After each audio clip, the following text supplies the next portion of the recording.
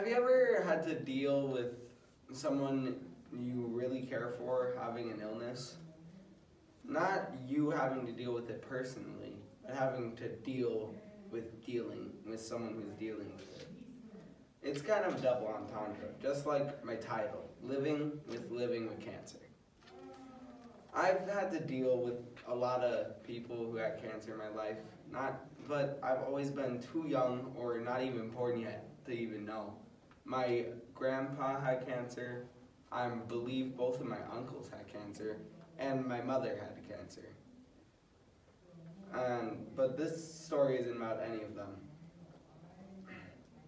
My mom told me one day that when I was young, she had cancer. Luckily, she got through it and survived, but that's not who this story is about. It is, however, the first time I truly dealt with cancer. This story is about a person who you might have heard of. Her name is Rachel Neutzling. Mrs. Neutzling taught me a lot of social skills. She would stand up in front of the whiteboard, write something like top 20 bottom 80 on the board, and occasionally she would let me teach it, and I loved it. It made sense that she taught me these skills because she was my social skills teacher and my caseworker. Mrs. Neutzling was a kind and caring woman. She was the kind of person who was always there to listen, and she always had some gummy bears. And when I learned what she might be diagnosed with, I was very sad. On a Sunday, at approximately 5 o'clock, I learned that she might have pancreatic cancer. Of course I cried, and my mom hugged me while I was crying and whispered to me it was okay to cry. She was crying too.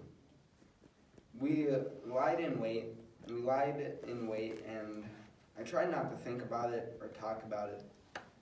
Subs came in, and I pretended she was just sick, and that's what I told the other kids in my class, and they believed it.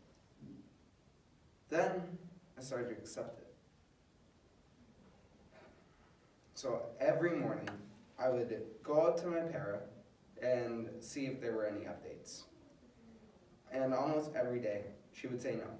But one day, she just stayed quiet, and I knew what that meant. But I still denied it. I went to the social skills class, and I saw the sad looks on people's faces, and I realized they had the same thoughts I did. So I went up to the board and wrote coping on the board, and I decided to do a new lesson, like she would have wanted. I told them stories about my father that I do not feel very comfortable sharing today. And then our principal came.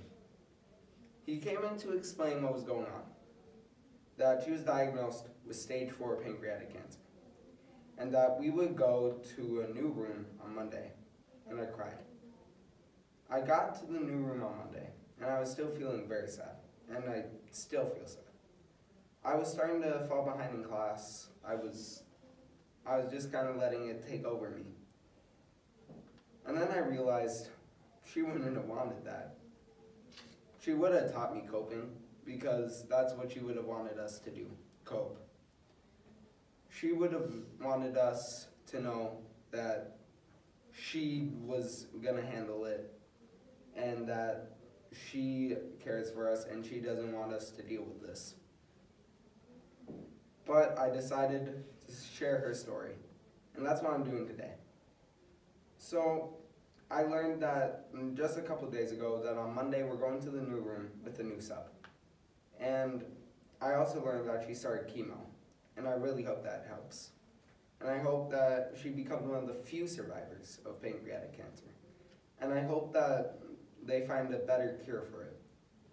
And I hope that she goes on to help her biological child, Andrew, and all of her kids at school. And this isn't a story, because it's not complete yet.